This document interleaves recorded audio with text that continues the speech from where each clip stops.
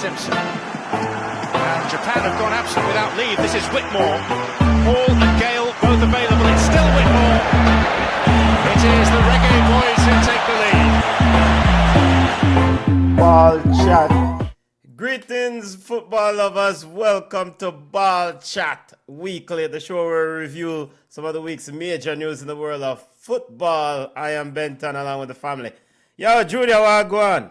Because Man United above Liverpool 90, what go on? In the are you surprised? Why are you surprised? Because Man United above side. That's why I'm surprised. Well, I mean, to each his own. Liverpool versus Man City will dominate today's show as we recap the weekend that was in the English Premier League. By the way, big up to all the subscribers. Remember to smash the like button. Remember to tell a friend about the show.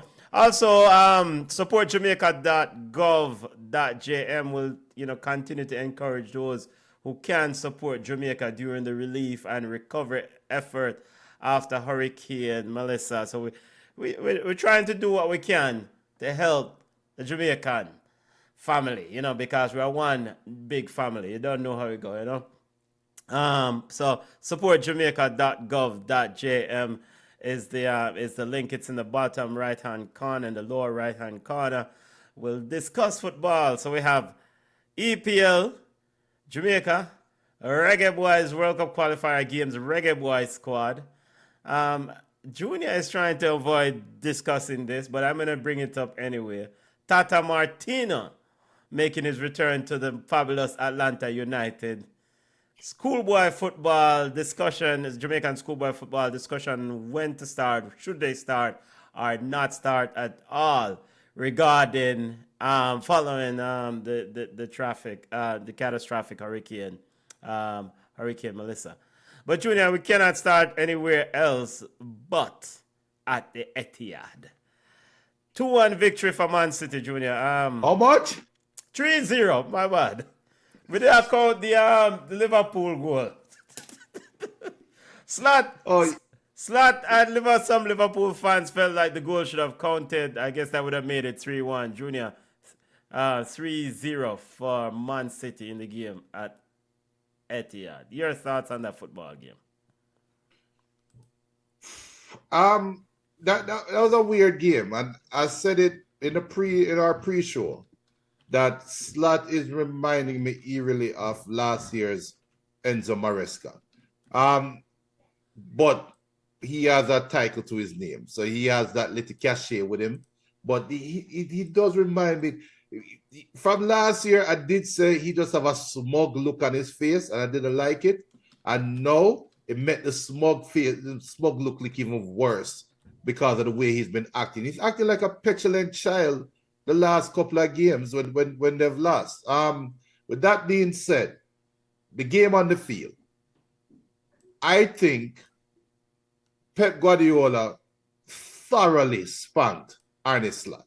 I mean, it was a coaching masterpiece by Pep Guardiola. And maybe a tactical bedwetting by Arne Slot, depending on how you feel about it, or depending on what your perspective is on that result. But that was the game to me. I don't think it is Man City. I think Liverpool had the better 11 on the field. Big up BM. But I think Liverpool had the better 11 on the field. But the coaching difference, they just couldn't overcome it. And I truly believe Liverpool have a team that would have beat Man City if the coaches were equal. So that is how low I think of Arne Slot, or maybe how high I think of Pep. But whatever that range is more than a 3-0 beaten to me. I think Liverpool is a 2-goal better side 11 than Man City. So Arne Slot is -5 goals. That's his value to me. Junior, wait, hold on. So you are saying that wait, repeat what you just said again. For me, you're saying that Liverpool is better than Man City. Yes. Okay. Liverpool today fielded better. a Okay. better 11 than Man City. Okay. It's a However, better 11. A better 11. There was a better team. Liverpool's team was better than Man City's team today, man for man. No, Okay. the result on the field did not display that. And I think the reason why is because of poor tactical arrangement by Arne Slot. I don't think it was anything special from Pep Guardiola, to be honest. Pep just deployed Man City the way how we expected Man City to be deployed. Liverpool wasn't ready for it.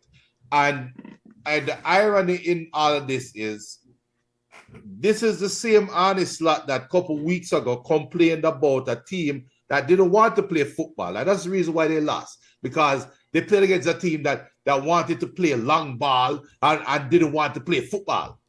And now you played against a team that wanted to play football, did not employ the long ball, and ran your ass off the field. So where does that leave Liverpool now? You said a lot there, family. I was trying to make sure I get the chat up. By the way, big up to all the subscribers and all the listeners.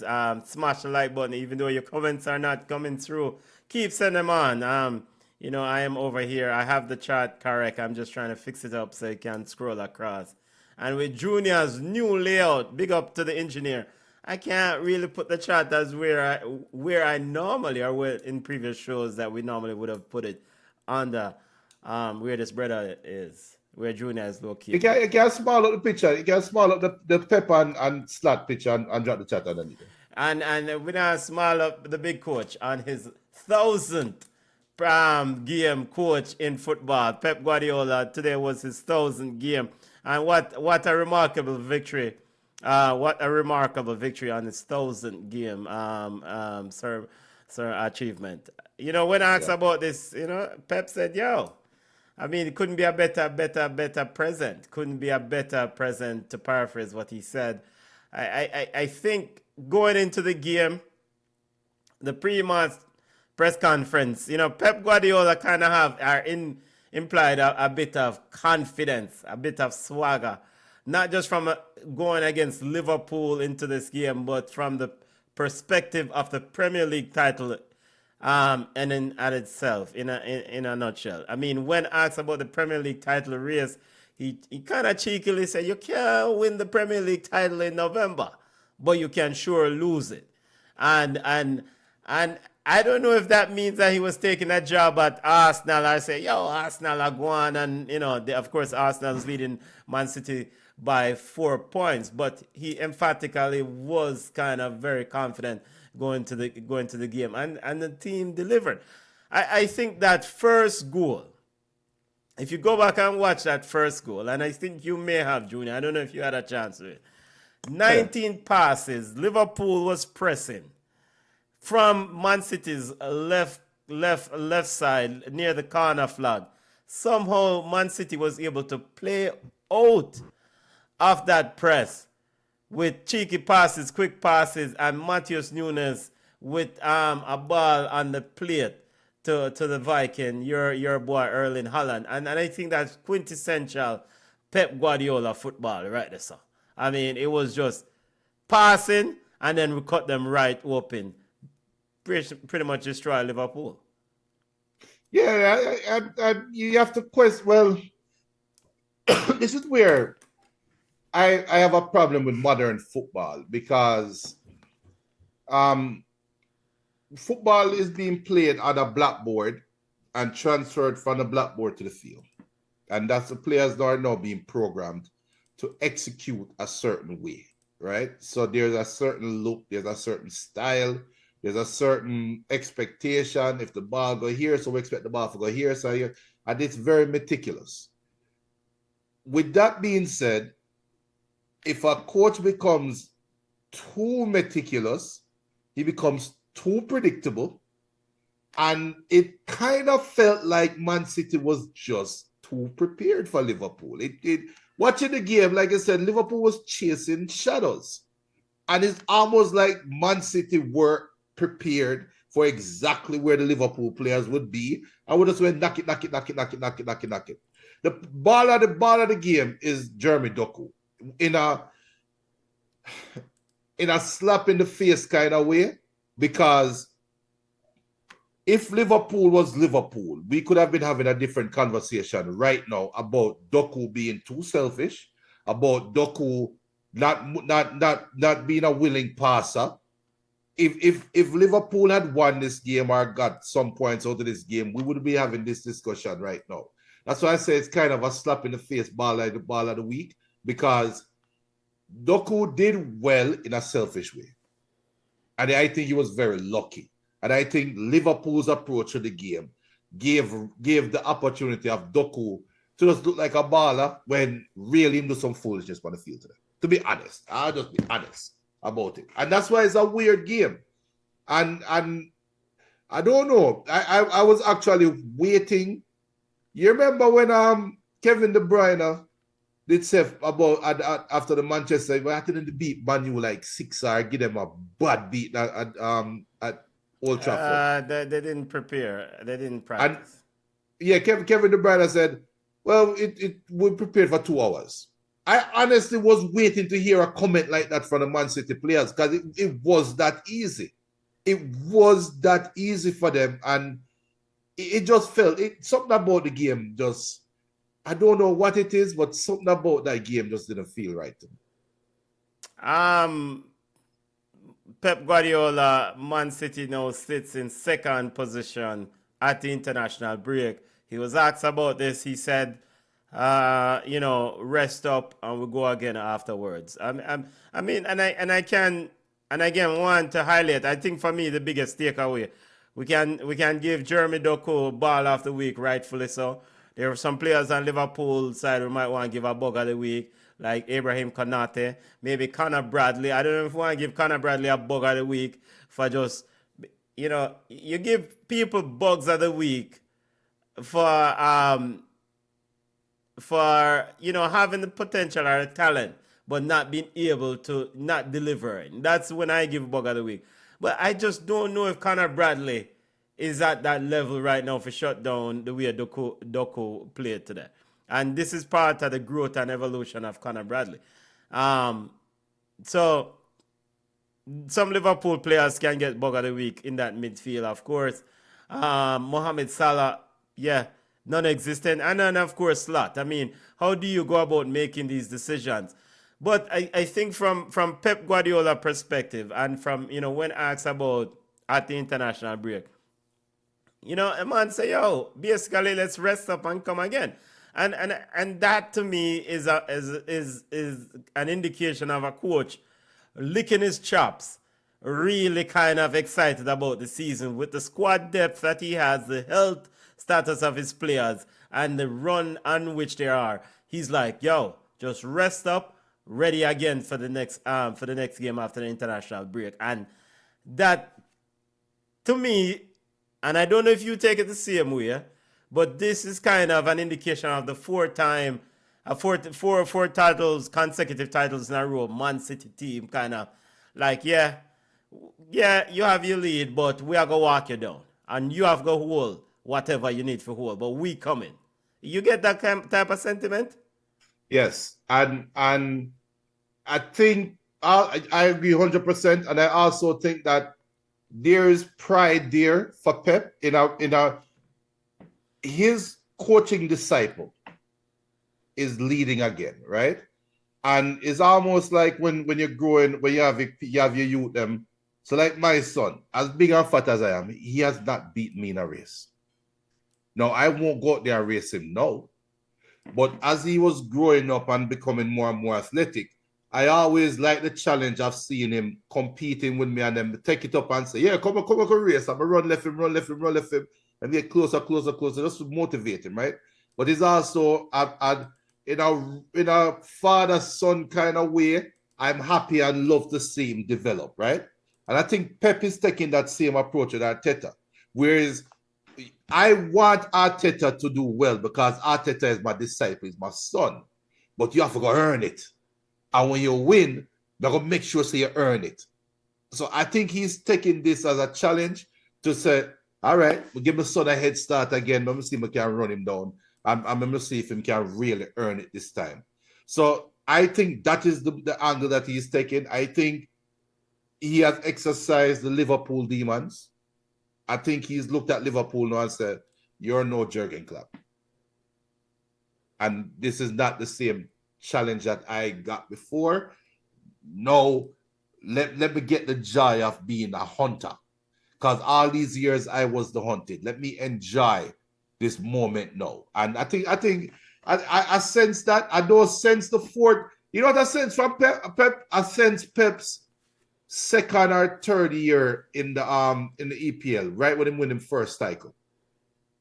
And him walk down Fergie. No, it wasn't Fergie. It was he walked down. I think it was Fergie, you know. I think it was Fergie. Big up, BM, big up. Smash the like button, family. Go ahead, Junior. So that is the vibe I'm getting from Pep right now. I think he has some renewed energy, and I think he's enjoying this moment. And dangerous times ahead for the Premier League. Yeah, man. We look at the Premier League table again. So, ball of the week to Jeremy Doku. If you have ballers and bugs, send them on. On the Liverpool side of things, for me, Florian Wirtz have to get a bug of the week. And I know this is a low-hanging fruit, but I think Florian Wirtz is a baller, but the physicality of the Premier League is probably affecting Florian Wirtz. And yo, you get big money transfer, you have to go find a way to kind of deal with the physicality. I watched this ball game and Florian Wirtz will play 80 or 70 something minutes, the majority of the game.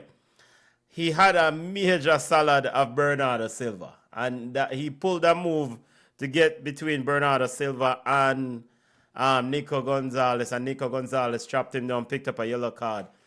We need to see more of that from Florian Wirtz. I think Liverpool faithful need to see more of that. You started the game on the left wing. Matheus Nunes should be having the same sort of struggles as Conor Bradley did with Jeremy Doku. That is what I expected in this game. And so for Liverpool, that is something that Arne Slot has to figure out right at this during this international break. For sure. And I said it during the watch along. At some point, we have to sacrifice getting Florian Wirtz acclimatized over getting Liverpool. So they're putting Florian Wirtz confidence and playing ability over Liverpool success, and that's the vibe I'm getting. I'm getting this. We have to match the valuation. We have to get a good return on investment. I'm getting this. We don't want to be labeled as a team who spend too much money on a baller. That's what I'm getting. When sometimes the man will see if we rub bench. And there's nothing wrong with a player rubbing bench. He must keep some time on the bench for watch the game from the sideline and watch it and learn it from that angle. It's different than watching it on TV. It's different than you at Bayern Leverkusen having a magical year and thinking, oh, I am intricately over here, so for this magical year, I can go anywhere, go play football. I don't saw this thing work, brother. I don't saw this thing work. EPL is not the best football league in the world, but it is the most challenging league. And he's learning that. Wirtz is learning that the hard way. And for his confidence, give him some time off the field. Give him some time to just sit back and just relax. Because like you said, he's a baller.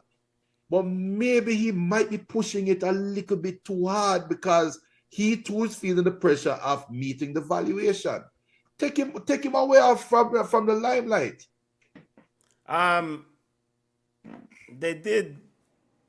He did try not to start him a few games, right? So, yeah. So what you do? What you want to just bench him totally? Just make him sit down and watch games totally? Yeah, and give him. You say calling him a bug of the week is low hanging fruit. Give him low hanging fruit games and low hanging fruit opportunities. So like this game, Liverpool down 2-0. This is the game you put him on and make him go out there and build confidence, right? Because you're already down 2-0. You weren't on the field. It's not your fault. You come up on the field. See if you can engineer something, and if you can't, Try something. You get some valuable minutes against a team. Exactly. There are tactful ways to do this thing, man, and just throwing him out there to the wolves like that when he's look. Man, a big man, brother. Man, a big man. It's not like Florian Wirtz a pitney brethren. Well, I'm sorry, but regardless of what he might become later on in life, I can tell you this right now: he's not that guy. Because Junior, I would suspect right now you would have probably, if it was Marcus Rashford, you have to kick him in the body and go on. Oh God, man! Drop kicking. I mean, where you hold? Why didn't you give Marcus Rashford the same latitude as you giving Florian Wirtz now? Wait, what? What you just say? Why don't you give Marcus? Why didn't you, or did you give Marcus Rashford the same leeway as you're giving Florian Wirtz? Allow him time to rebuild his confidence, to get himself acclimatized. Now, of course, Marcus don't need to get acclimatized. He's a Manchester United player. Why didn't you give Marcus Rashford the same level of latitude when Man United was struggling? Just make him go and build and try to have some confidence. Which coach introduced Marcus Rashford to the world, Benton? Junior, we can't answer a question with a question, please. I'm asking you, or if you did give Marcus Rashford some grace or latitude, Louis Van Gaal my apologies. Did you? Louis Van Gaal introduced Marcus Rashford to the world at Manchester United. Since then, we've had, so it's Louis Van Gaal, Jose Mourinho, Ole, Ryan Giggs. Ryan Giggs. You want to count Ryan Giggs? Well, he Michael did coach, Carrick, so we're going to count him. Ryan Giggs, Michael Carrick, Ole Gunnar Solskjaer, Ralph Ragnick, Ten Hag, and then Ruben Amorim. See how many managers that Marcus Rashford has? 8 coaches, and all of them except Ole had that issue with Marcus Rashford. And you don't think you know we get that? But again, did you give Marcus Rashford some latitude?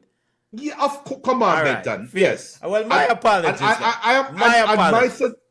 My suggestion is to give Florian Wirtz some latitude. I'm not saying throw him to the trash people. No. Well, I am saying work him in slowly. You have a champion. You have a team that win Premier League last year.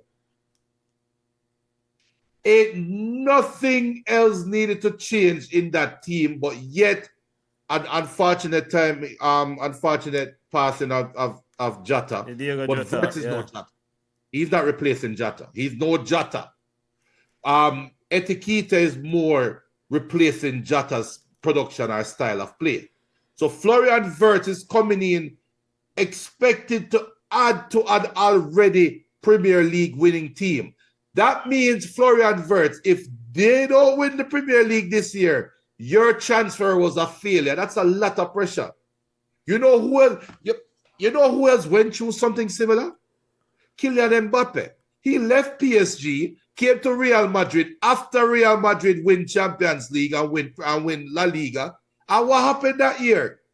They never win, but look at Kylian Mbappe's production. But some little minions around the world want to talk about Lamine Yamal is the best footballer in the world. I look at Killy now.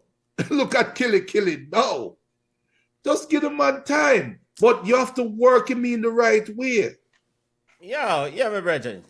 You have to give man time. And I granted. But brethren, ball game a ball game. You have a responsibility when you play a ball game. This is your job. Every man fall off a farm. We have not seen Florian Wirtz in any farm since his transfer. So how much time? It's what? 11 games already in our Premier League. How many games already in our Premier League? 11 games. And how many other games in other competition? So how many games does Florian Wirtz needs to illustrate his excellence? The entire season? Are you for or against Florian Wirtz? No, I am asking the tough questions. Because it's not about for or against. I am basically saying, if I transfer you, if I hire you, or you hire me to do a job, Junior, and I said, yo, Junior, yo, 30 million or X amount I want, big money, I mean, I would expect that you hold me to a certain standard. Now, how many weeks at the job you're going to give me to get up to scratch? How many weeks at the place of employment are you going to give me? You're going to give me a year to actually start flowing and be productive and contributing to the output of your company? Or are you going to give me, you're going to say, hey, it's Benton, let's give him 2 years. Well, you know what I would do? I will hold you to the same standard I hold the other team, the other members of the team. And that's the problem. And you see, this is exactly why. Hold everybody else to the same standard. I agree. That new hire, whatever. Ekitike was very productive when he started with Liverpool. And for some reason now, Ekitike is hauled off. He was hauled off in today's game. Him not getting no service. In fact, Ekitike probably would have been a better option going on the left wing against Matheus Nunes. Wasn't Etiqueta the player that got the red card? Yes, he did get his red card, the second yellow for taking his shirt off. But that's the point that I'm making. We have to hold Florian Wirtz to the same standard. So if we are going to punish Etiqueta for something like that, which granted, Florian Wirtz didn't do anything as stupid. However, his play is as stupid as getting a second yellow card. Well, Florian Wirtz. Florian Wirtz play is like getting a red card. You go there and you get the play. Mohamed Salah is, regardless of how badly we want as a Salah played, Salah was garnering attention. You, Florian Wirtz, all you had to do was balance the field. When Cody Gakpo came on the field today, the game changed. Liverpool became more balanced. So you know what? If Cody Gakpo is healthy, Florian Wirtz, you're going to hold bench. Because Gakpo is producing. But that didn't happen. Florian Wirtz played down the middle when Cody Gakpo came on. No, yeah. But when Gakpo came on today, Liverpool became more balanced. Yeah, but they became more balanced and Florian Wirtz was on the field. So the Florian Wirtz fan base and fanboy and Arnslot will say, well, is Ekitike was the problem and it's not Florian Wirtz. And with that being said, I couldn't give two crap about Liverpool at that point, because if that is what they want to believe, guess what, Benton? These are going to be the views of Junior and not BallChat. They're racist. That's a DEI comment, and that's racist. Yeah, we have a long history of you pushing the boundary. You're a habitual line stepper when it comes to these things. So we already know that. Liverpool, before we leave this game, Liverpool 5 defeats so far in the Premier League. 5 defeats. One more than the 4 defeats that they had last year when they won the Premier League title. Pep Guardiola's statement again, you can't win the Premier League in November, but you can sure lose it. Is Liverpool out of the Premier League title race? And again, let me repeat, they suffered 5 defeats last year when they won the Premier League title. 4 defeats. 4 defeats last year when they won the Premier League title. And 9, they drew 9 games last year when they won the Premier League title. And 4 defeats. So far this year, in 11 games, they suffered 5 defeats. And they're sitting in position, 8? So my question to you, Junior. Is Liverpool just like Crystal Palace out of the Premier League title race? No, because of the quality that they have. What quality? What quality are you talking about? Liverpool still is last. They're still last year's champion. So let's not talk like they fell off a cliff. But however, they did. We can't ignore what we're seeing. No, I wouldn't say that they have fallen off the cliff. They are all right. Let me say it this way. In the journey of climbing to the top of the mountain, they have slipped. Now, how far do they fall? How quickly do they recover and make up for lost ground? We don't know, and time will tell, right? However, the gap that is growing might be too wide. Could be possibly too wide. But it's only 3 wins. There are two wins and a draw away from Arsenal. Right? Yeah, just 3 games. The last year they suffered 4 defeats. Mm-hmm. And they already suffered 5 defeats in 11 games. So in 38 games last year, the man only lose 4 games. And 11 games, they already lose 5 games.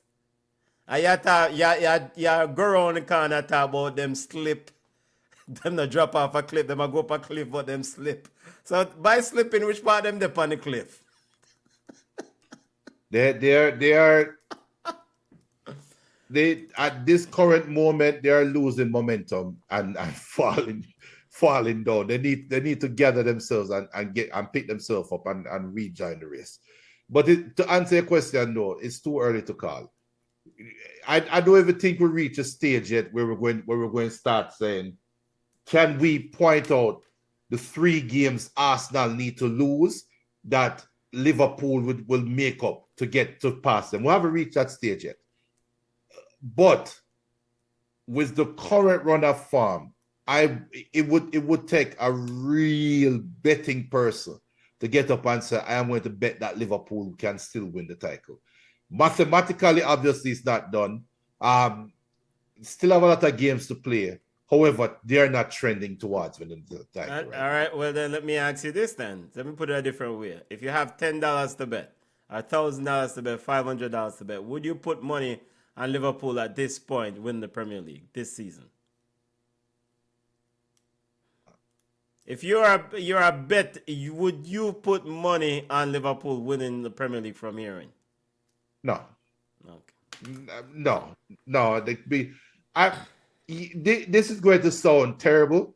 I will bet on Chelsea before I bet on Liverpool. Right? Yeah, I mean, we can't. I mean, I was Liverpool going to say Sunderland, but that's too far. Or probably would I bet on Sunderland more than Liverpool right now. We can't go around it. That's too far. I mean, we can't go around it and ignore what. At least I am not willing to go around it. I am not willing to ignore what's presented in front of me. Whether it's injuries, and the injuries have played a role in what's going on at Liverpool, the inability to really kind of get the high-valued Alexander Isak up and running. Because Isak is a baller. We don't know Isak is a baller. Of course, backline issues, midfield issues, you name it. But at the end of the day, I think when you watch what happened with Real Madrid and and of course the Premier League victory the weekend before, you thought, well, all right, this team might be, there's a little bit of hope there, but then they just got a rubber stamp today. I mean, and this is traditionally these 2 teams. Of course, last year Liverpool rubber stamp Man City in both games. So these 2 teams, the rivalry and the intensity of the competition between these 2 teams is all usually up. And today's game was like, okay, Doku again at Conor Bradley and Liverpool. We know what's coming, and Liverpool couldn't do anything to stop it. That is the most frightening part of it. It's like, again, go back to Doku. It's coming. Nothing to do here, family. Nothing. All right. So let me scare Liverpool people out. We are a little bit over a quarter of the way through the season, right? A little bit over a quarter. 38-game season. We've played 11 games. All teams have played 11 games. So call it a 3 and a fraction, but close to a quarter of the way, right? Last year, Liverpool gave up 41 goals. This year, a little bit over a quarter of the way, They've given up 17 goals. Yeah, and more are come. At this rate. No, we can't go around it. Then give 17 goals and more are come. And yeah, Allison is a huge miss. Allison's a huge miss. That to me that's the first problem we need to highlight. If for a Liverpool fan, the very first thing, you're on pace to give up over 60 goals this season. Over 60 goals after only giving up 41 last year. Forget about Florian Wirtz. Forget about Isaac and the strikers. Fix the defense. You might be struggling to score goals, but if you don't give up any goals, you will be a lot better on the table right now. Fix the defense, and that is something that a lot of sensible Liverpool fans have been crying for in the preseason when they were battling with Isaac. Fix the defense. Alisson Becker, the projected return date is November 22nd. You could really, because Alisson has, you see how Alisson has and work with these players in the back line. He's quick out of the goal. We don't blame Marshfield for nothing. I am not blaming him. Does he save that penalty? Yeah, he gave up a penalty, but he's no Alisson Becker, and this is the shoe that he has to fill. So, Liverpool fans, it's just a landscape of things. We can't ignore the evidence that's presented to us. The team got rubber stamped today, and at this rate, it's very concerning how Liverpool is trending. Very concerning. Yeah.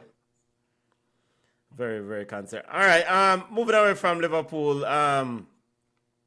Well, you said fix the defense. Before, let me bring up the scores here. You said fix the defense. What can Liverpool quickly do to fix this defense? They have to split up Konate and Van Dijk. One of them have to go whole bench. And then who? You play Gomez? Yeah, they have to. Both of them, they're good defenders in their own right, but something about them as a partnership is just off. So, yes, play Gomez. You haven't... Look, you just get your ass rubber stamped against Liverpool. You have against Man City. Arne Slot has to do something. You have to shake up the lineup. I don't know if you're going to drop Salah. I don't know. But you have to do something. Something has to be done. All right. On to other Premier League scores this weekend, family. Sunderland 1-1 with Everton. Wait, I would drew 2-2 with Arsenal. I can't Sunderland. Junior, what kind of score this, bro? I would drew 1-1 with Everton.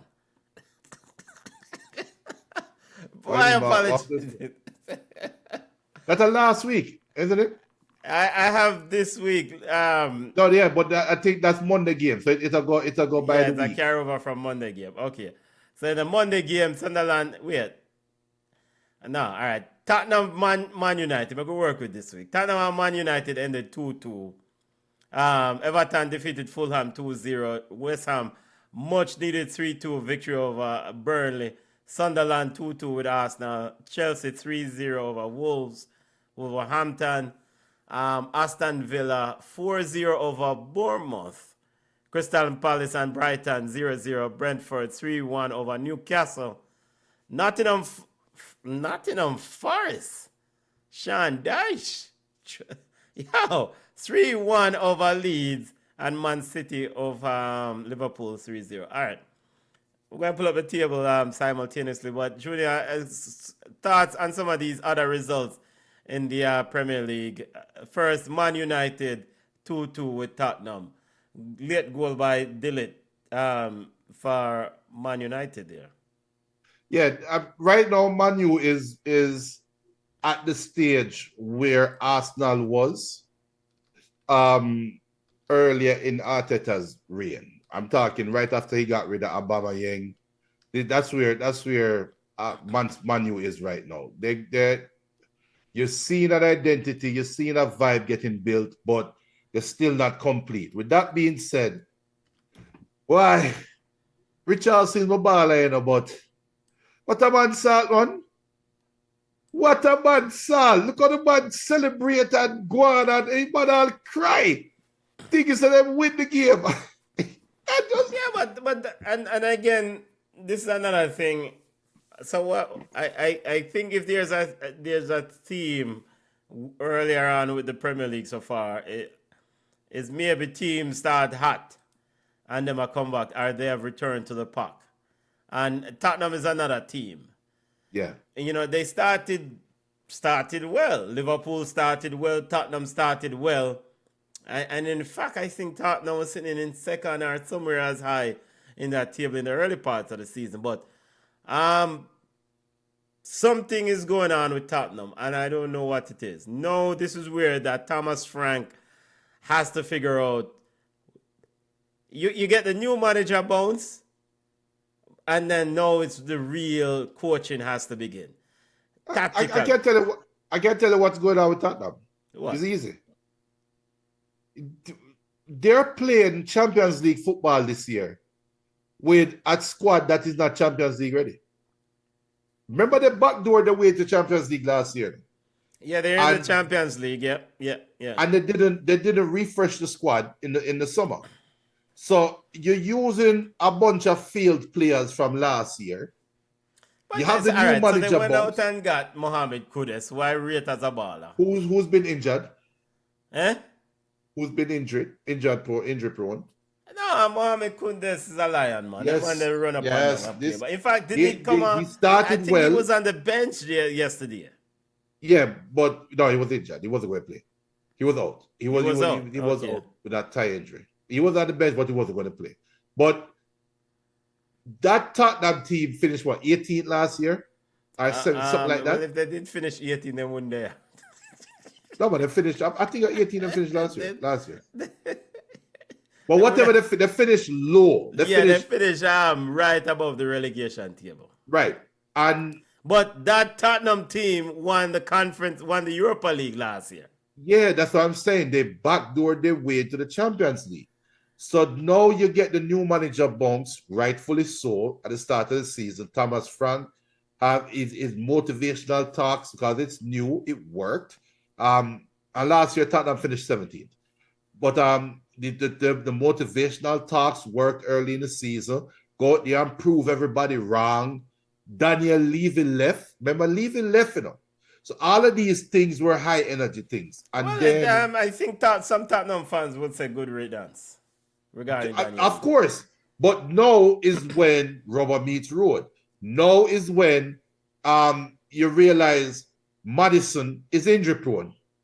The second year in a row, the Tottenham playing a lot of games without Maddison, without James Maddison.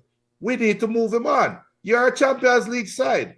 You can't have such a long injury list and some people playing that is not Champions League ready. There are some people that play what shouldn't even play in the Conference League. So they need to invest in the squad. I don't think Thomas Frank, he'll be fine. I don't think they will fire him, but he can go on the hot seat very quickly if they don't refresh the squad But Junior, all right, let me. They signed Xavi Simons. They signed Kula Moani, who was one shot away from being now a World Cup general, and scored quite a few goals, I think, at Eintracht Frankfurt. They signed Mohamed Kudus. I mean, what more do you want? They still have Bissouma. They got João Palhinha on loan, which is a shocker to me. João Palhinha, formerly of Fulham, who went to Bayern Munich and now is back in the Premier League. I think João Palhinha is a baller in that hole. So I mean, what more do you want, Junior? That's four. So let me ask you a question. Big transfers right there. Okay, so and then of course you have Matthias Tell from last year that you signed. So you think this Tottenham roster is good enough to finish top 4? Yes, it should. Okay. I don't, but it should finish top 4. I mean, come on. We'll see. It should finish top 4. It should. I mean, you again. you went out, you didn't really lose anyone other than the general Yon Min Son. Yes, you didn't lose anyone other than the general Yon Min Son. We need to figure out what's going on with Basuma. Why there was a discussion earlier on in the season whether Basuma and Thomas Frank are on the same page. But I mean, things like that need to get resolved. Is either Basuma go on aka leave the club, go on a road, or Thomas Frank incorporate Basuma into the group. They brought back Rodrigo Bentancur. I mean, Job Pillinia, who's another Papisar. I mean, come on. No, I'm sorry, but none of those names scare me. I was talking on a Champions League level. None of those names scare me. So, with that being said, the game was between two teams that are trying to find themselves.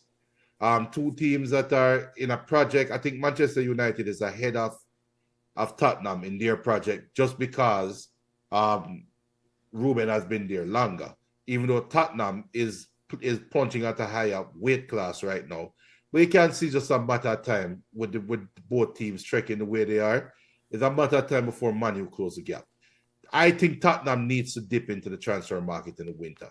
That's no one. And the name Spenny Pan Benny. Every time need a player. Transfer market. Yeah, and to fix the squad and get the coach do what I do. How else are you going to fix the squad if you don't get rid of players that don't fit?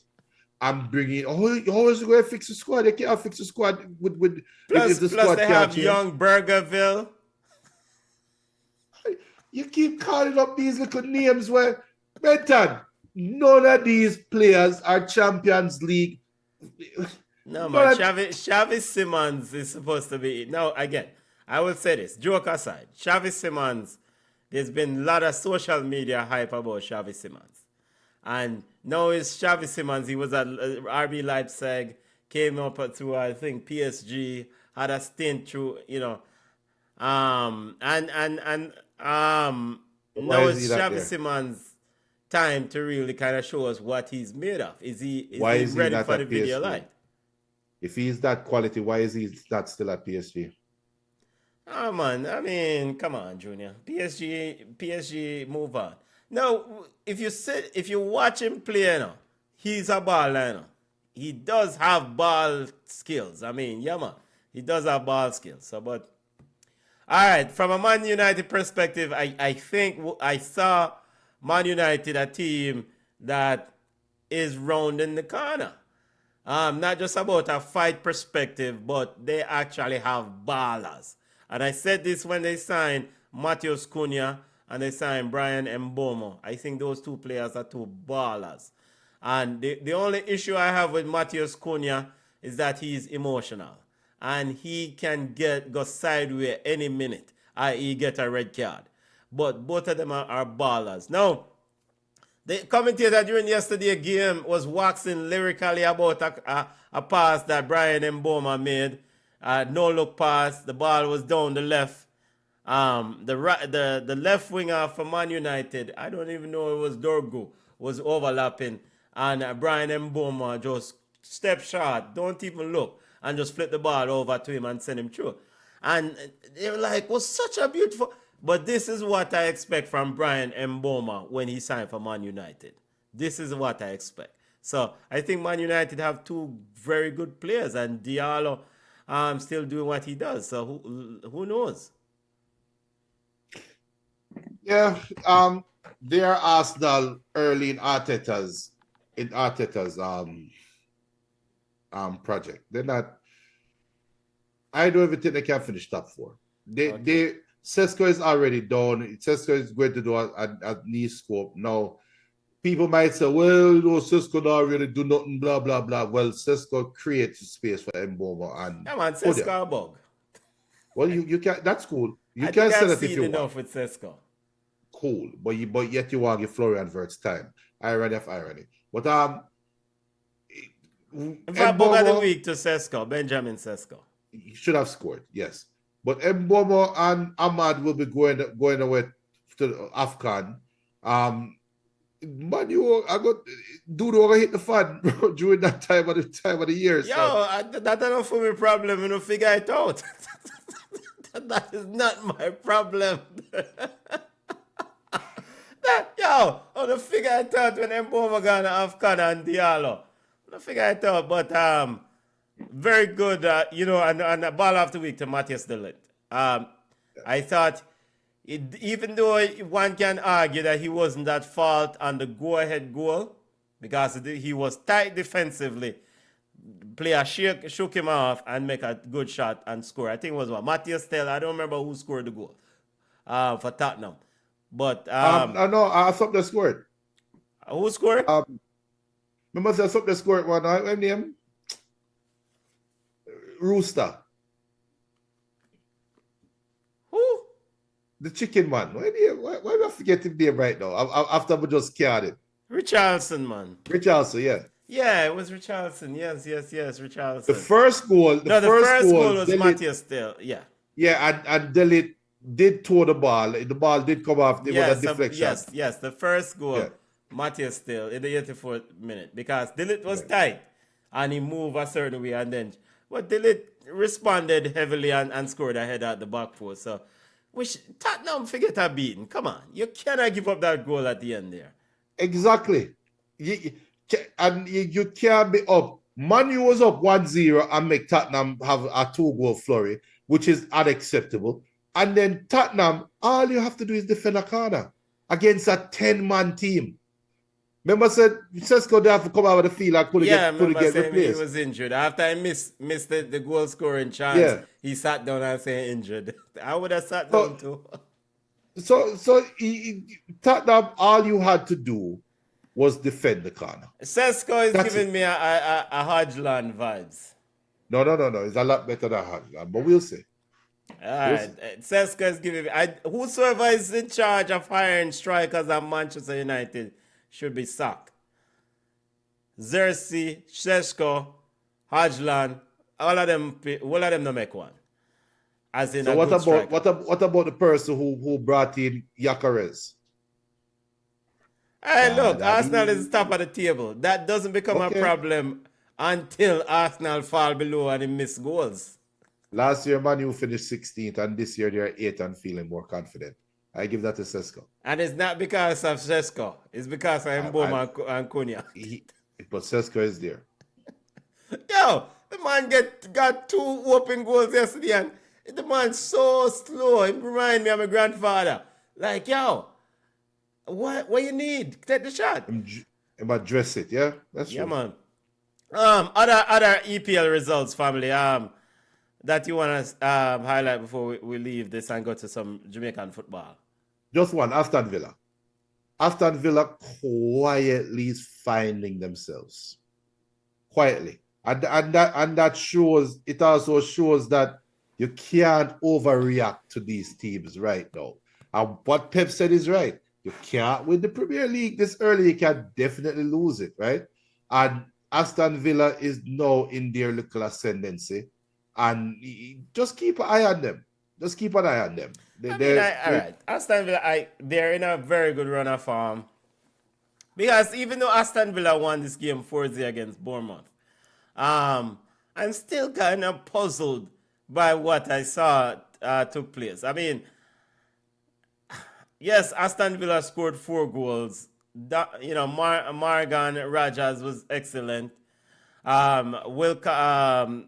Watkins can't score a goal to save his life. Semenyo missed a PK. Very good save by Emi Martinez. I don't know what to say. Yes, Aston Villa, they defeated Man City.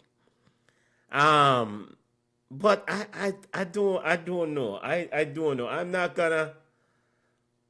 I don't know what. Let me say this. Aston Villa is winning games, but I am not convinced that Aston Villa is a big side. We know the wheels going to fall off. So I agree with you. The wheels are going to fall off. It's a nice story. What Aston Villa presents, all right, in my opinion, you only have 3 teams, 3.5 teams. No, let me not be disrespectful to Liverpool. There's 4 teams vying for top 4 and for places in the top 4.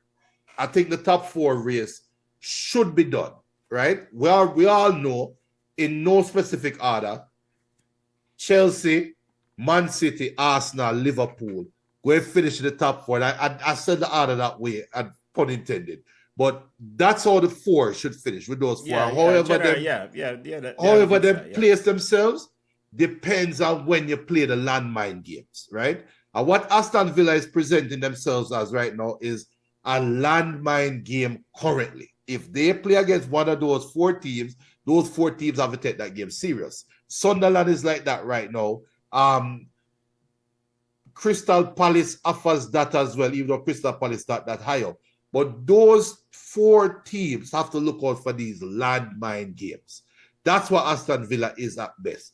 When the wheels fall off Aston Villa, we're going to say, well, it's Aston Villa. We knew this was going to happen. Oh, they transferred off half of them best players last year, blah, blah, blah, blah, blah, blah, blah.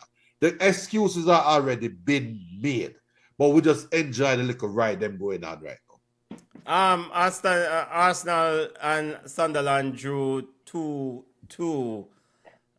Junior, as Arsenal let the soap drop a little bit there. Nothing to really worry about, I think, but from an Arsenal perspective. But I think at the end of the day, credit must go to Sunderland. Ball after week. I mean, that the atmosphere and the intensity at which Sunderland play and score, and I think it was Isidore that scored that tying goal late. Isidore? You know, I'll figure out who scored that tying goal. Really, I enjoy watching Leigh Ridge's Sunderland's team. Yeah, and this is the trap game that I'm talking about. Like we know Sunderland not finishing in the top 4. I watch them finish in the top 4. But Broby was the one. Brian Broby was the one that was Broby. And he's the one that is him was signed to Arsenal earlier in his career, right? I was in the academy, I think. I am not sure. Or whatever it was. But that's the trap game I'm talking about. That's the Aston Villa game. I just talk about. That's what Sunderland is right now. And it feels good them in the top 4. And we can only dream about if this was game 35 and we in the top 4 and up by 9 points. But we know it's not going to. We know the wheels are going to fall off. That's how the Premier League kind of separate itself. You have teams that have hot running form, but what is the great separator is, can you survive the injury bug? Can you survive down in form with your top players, which mean that you have a deep roster? That's when they will get tested. So, Sunderland, you cannot win the Premier League this early in the season, but we know you can lose it. But guess what? We can also guarantee Sunderland will be. Sunderland has won the relegation battle. Yeah, I think for Sunderland or any team that's newly promoted to the Premier League, you try to catch as many opponents as you can while they're still trying to get in that into the season, and you take as many points as you can from them, because that will come to be a huge later on to be a huge asset. I mean, at the end of the day. And Bradbury came to Ajax setup, so he's been at Ajax sort of play. I mean, the pace at which Sunderland play, and they have Adingra, who was the player of the year, player of the tournament at the last AFCON for Ivory Coast, a player that we watch heavily at Brighton. Flex his muscle. It seems like he fell out of favor at Brighton. He's on loan. And then you have Granit Xhaka kind of marshalling things in that midfield. Late in that game, after they tied the game, and the youngsters for Sunderland wanted to keep going up the intensity. There was a throw for Sunderland. The ball went out for a throw, and Sunderland was trying to restart the game quickly because they wanted to get the 3 points. Granit Xhaka said, calm down, just slow down. Let's make sure everybody in position and we are where we're supposed to be. let's manage the clock here, and I think that's important. You know, and 100%. I think for Sunderland's perspective is that they are not afraid of anyone who's entered into that stadium. They remind me of Hull City when Hull City first came. Hull City run. Yes. And hopefully it don't turn out that same way, because I think that Hull City team, they had a hot start and then they finished just above relegation that year. That was the Marlon King year. That Marlon King, the man who got to prison, former Jamaicans. Well, you unfortunately, when I bring up the good, you have to bring up the bad. Yeah, but Marlon King go to prison for foolishness, brother.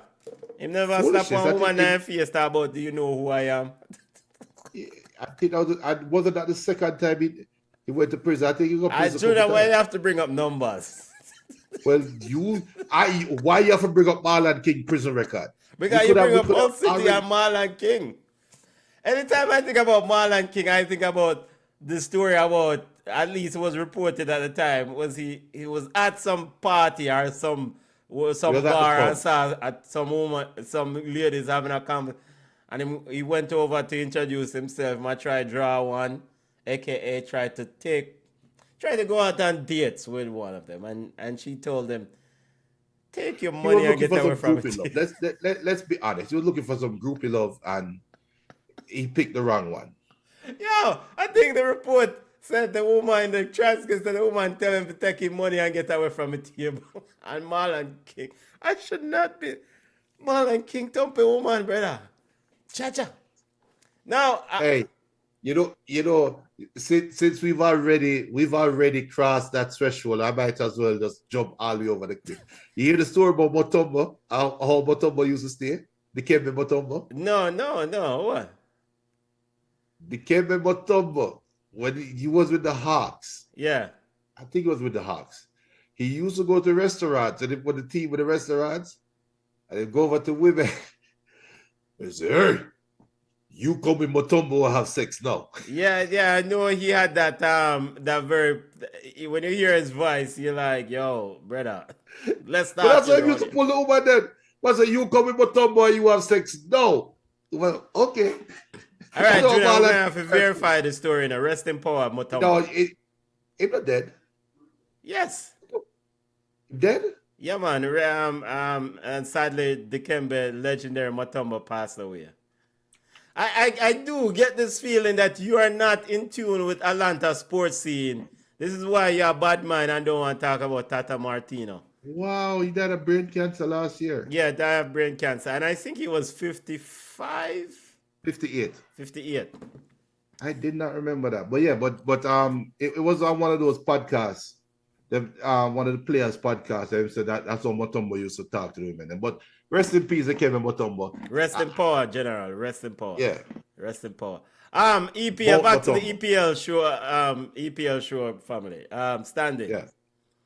Wolverhampton at the bottom, negative 18 goal difference. Arsenal at the top. Wolverhampton sitting on 2 points. Arsenal at the top on 26 points. Plus 50 goal difference. Junior, extremes at both ends of the table. I think based on what I read, no team has recovered from Wolverhampton's current state to remain in the Premier League. Yeah, well, them dead, man. That's a dead side. And that would be so unfortunate. Well, now that what's him? They brought in the new coach, Rob Edwards. Yeah, and he's been tasked. So it is. Wait, Edwards. Okay, so he wasn't in the dugout for Middlesbrough. No, he wasn't in the dugout for the game yesterday against Chelsea. But but for the Middlesbrough game. For the Middlesbrough game, he wasn't in the dugout. So it looked like, because I know the report was he did turn it down 3 days ago. Oh, he did? He did reject Wolves' approach. Middlesbrough rejected Wolves' approach for Edwards. Okay. But it looked like they caved in. So yeah, but that being said, he is coming in trying to do the impossible. Now, chances are they won't survive, right? Even though mathematically it's not impossible. But chances are they won't survive. It would be so messed up for him to leave that Middlesbrough project he was doing so good at, to come to Wolverhampton just to get relegated and possibly get fired. Why would he leave? No, but this is why you insert that clause, that unique payout clause, right? I mean, if they terminate you, you get a nice pay deal, and on top of that, you're also getting a nice salary to begin with. So, Wolves is in a desperate situation. I mean, I actually, part of me feel maybe this is nostalgia around Wolves and Nuno Espirito Santo. I thought, I mean, Wolves was in a spot of bother. Nuno was out of road, aka wasn't coaching any team. Maybe now he's at West Ham. Maybe they should have tried harder. I tried to get Nuno to bring him to try to resurrect this Wolves team, because he's over at West Ham trying to save one team from relegation. Why not try to save Wolves? I don't think he would want to go back to Wolves. Okay. Wolves is a dumpster fire. He got rid of your best player last year. The roster turnover is ridiculous. Nah. Yeah, but remember, Wolves was where he cut his teeth, right? I mean, Wolves gave him that opportunity. He grew, built that team, became a recognizable coach, went to Spurs. Then we know how that failed miserable. Then end up at Forest, and that ended also. So, I mean, I think you could have convinced Nuno to return to Wolves, because West Ham and Wolves, there's 8 points difference between the two of them in the Premier League right now. And yes, 8 points is used when it comes to relegation and staying up in the league. But I mean, I think that City that fan base would really have rallied around Nuno coming back. And you know, while it is so, what you're saying is so sentimental and it's such a storybook writing, you know what Nuno does in real life? My heart is with Wolverhampton forever. Thoughts and prayers goes out to the fans on that journey. But we don't want to chop the brother. All right, before we leave the Premier League and discuss some football news, Jamaican football news. Before, I wanted to ask you about Thiago for Brentford. Brentford's player, Brazilian international. We had the international break. It's a very lively player, and I'm making a case to Carlo Ancelotti and the Brazilian faithfuls to call Thiago. Junior, have you looked at Thiago at Brentford? And yes. Should Carlo Ancelotti call Thiago? No. To play that number 9 position? No. He's a lot livelier than Richarlison. No. You know who Igor Thiago is to me? Giovanni Elba. You remember Giovanni Elba? And what, Junior? Why? He's lively, and Brazil needs somebody that lively and pressing and be able to score goals. Over João Pedro?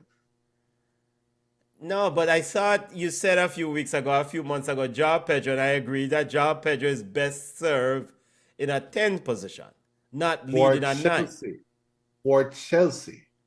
For Brazil, he can play the 9 just like how, because of the players that are deployed around him. Fair enough. The thing that I like about Thiago also is his physicality. Thiago makes centre backs life miserable. Mm-hmm. And he can shoot the ball from anywhere around the box. João Pedro technically is a better baller. João Pedro, why are we still having this conversation? Why are we still having this conversation? Yeah, but the reason why we're having this conversation, you don't need a technical fancy baller to be the 9. You need a goal scorer. And Thiago, and a man who's going to make sure that the the centre backs worry when they see Thiago. Which centre back you think going to worry when them see João Pedro coming? Which centre back? All right. Which centre back you think will worry when it's a Vinicius Junior and Savinho and them man they dribble and they are trying to incorporate Igor Thiago versus incorporating João Pedro.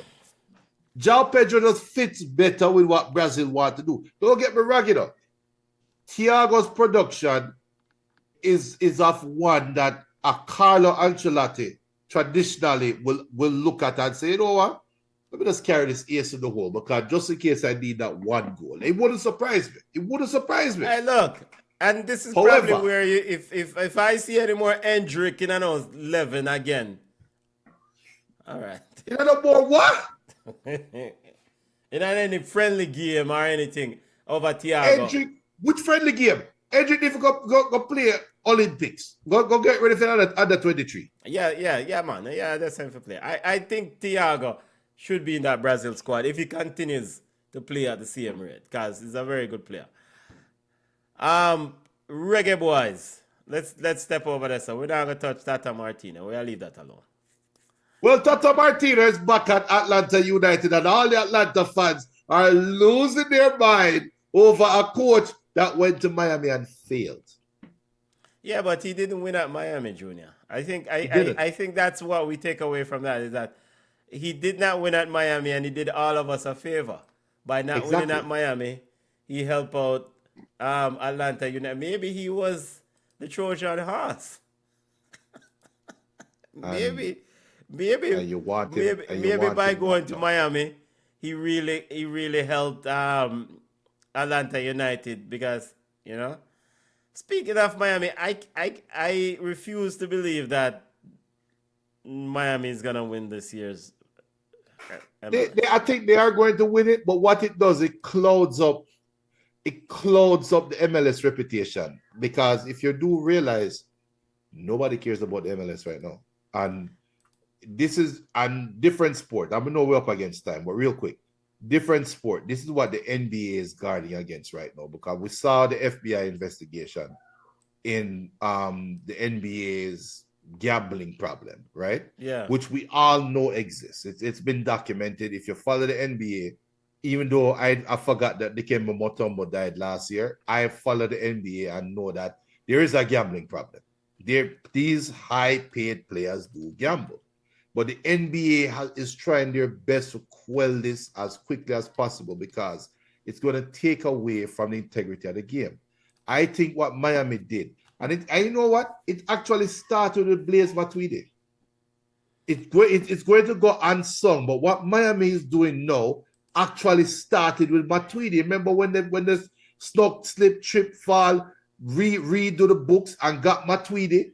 Yeah, they got penalized the punishing for paying Matuidi under the table. Right. So they've been doing that and still trying to find a way to will a title because Miami in MLS should get a title. And it honestly it take away from the game. This best of three, something is all being laid out, making it easy for Miami for win. Because you know you're hoping it didn't work last year because in the best of three they got beat Butter Bros last year. And for those of you non-MLS fans, they have a best of three playoff. It didn't work last year for Inter Miami. And full disclosure, I am not. You know what? I am not a fan of Inter Miami. I don't like Inter Miami. I am totally biased against all things Inter Miami. And so my views and opinions are against Inter Miami. And the main reason is because I feel like the MLS has really kind of given Inter Miami a pass on some of the things. Now, Inter Miami has ballers. Yes, they have ballers. But Inter Miami has been pay Blast Matuidi under the table, got a slight slap on the wrist, and then you roll in with Messi and others, pretty much doing whatever they want to do in the league, and ultimately they will win the MLS Cup. Yeah, you know. So it just take away from the intrigue. Yeah. Even me not watch MLS no more, and I guess the main reason why I don't watch MLS anymore is because Atlanta United's about side. So. That's probably is the main reason. All right, now to Reggae Boyz. Reggae Boyz we're at the international break, Junior. Reggae Boyz getting ready for World Cup Qualifiers coming up this international break, Junior. But before we get to the actual Reggae Boyz team, the Jamaica Football Federation is out and about. Had some images up on their Facebook page called Operation Help Our People. The Jamaica Football Federation is out and about doing support and supporting the community as people recover from Hurricane Melissa. Junior, good thing here by the Jamaica Football Federation. Yeah, and low hanging fruit. I mean, we should. I don't even know why we're celebrating that. I mean, come on. Okay, JFF, good job, JFF, for looking out for the western side of the island that got devastated. Your island that got devastated by a Category 5 hurricane. I'm so happy they did not turn a blind eye to what happened. Wow. All right, Julia, you're going in a bit hard here. I mean, no, but that's the unfortunate thing, though, that we have to celebrate that. So yeah, we don't, and I think also a part of it too is that we, and I want to be that. I don't want to be that guy, but you know what? I'm gonna do it anyway. We see a lot of people post on Facebook what they're doing, and Jamaica Football Federation is doing the same thing. They post on Facebook, what they're doing, and it's part of a PR campaign, right? I mean, it's a PR campaign to demonstrate that they are active. Of course, JFF, just like anyone or any corporation, could use positive PR, Junior. Yeah, and you see me, I subscribe to for me, I subscribe to just doing things in silence and really don't care what people say. And you have some people out there that say, I don't business what they really do. And people call it rabbit ears, right? Yeah. We at BallChat have done some stuff behind closed doors. And we don't, granted, it's good business sense, it's good brand building if you can get that information out there that you are doing this so that the people can reciprocate the love towards you, right? That's the hope. But at some point it becomes corny, like me posting about me feeding the hungry and me posting about me helping the hurricane victims. Everybody doing that.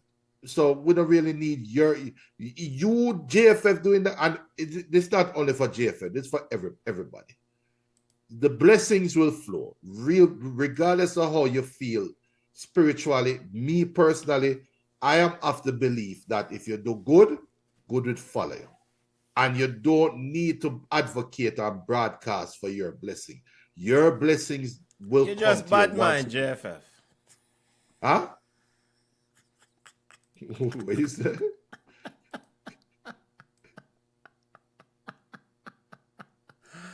I'll leave that one there alone. I know you're going to say this. There is my friend. I think that's Tanya in the JFF boss. So I'm unlike you. I'm not gonna bad mind marketing manager. Those are the views of Benton and that, Junior.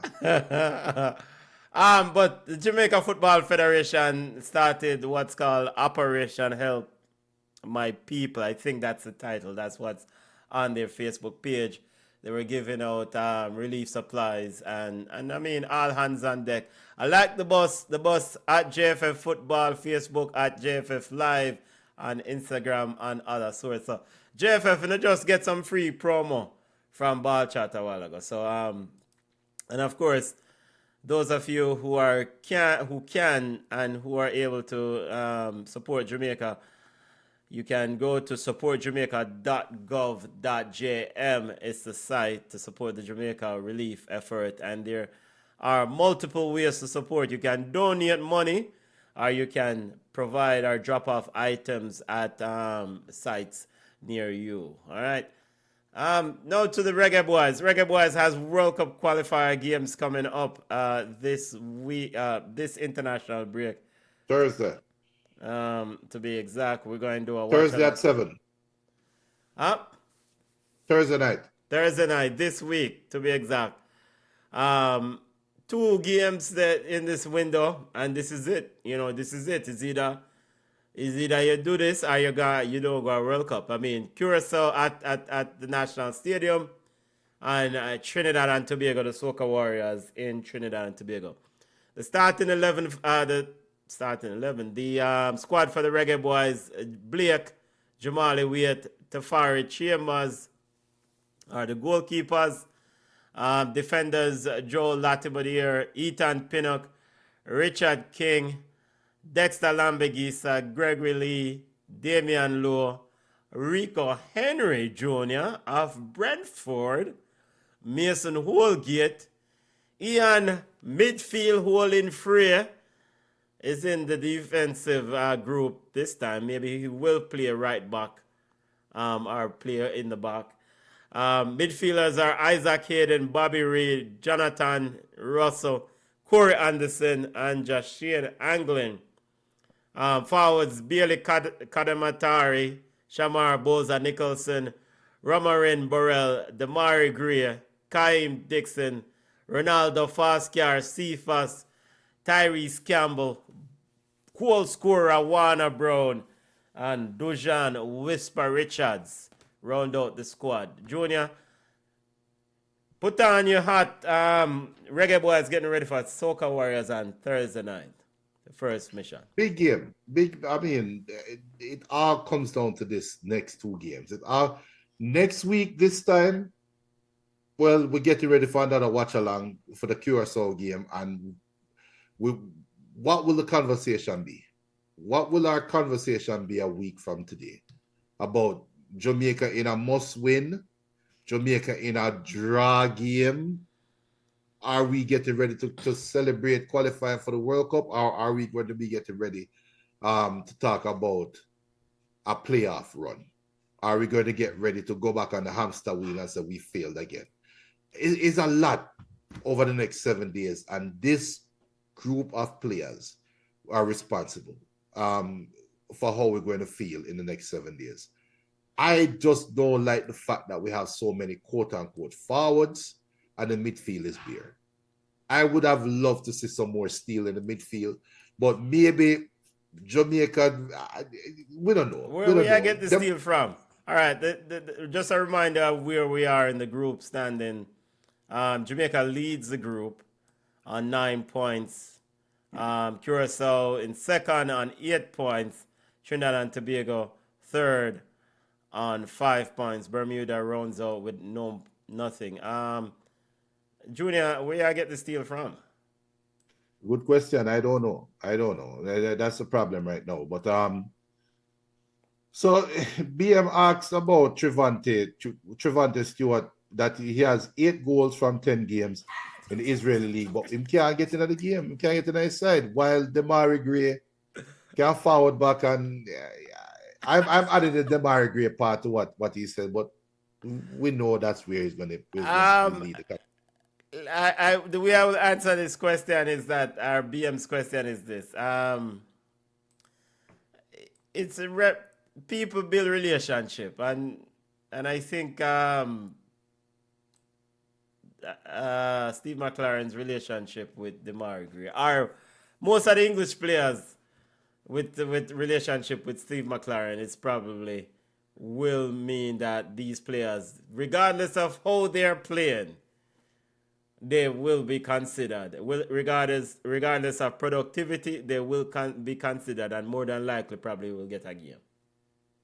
And it's where his comfort is. Now, if he makes it to the World Cup, then nobody cares, apart from Trevante Stewart, family and fans. So just go out there and get the job done. Unfortunately, Trevante,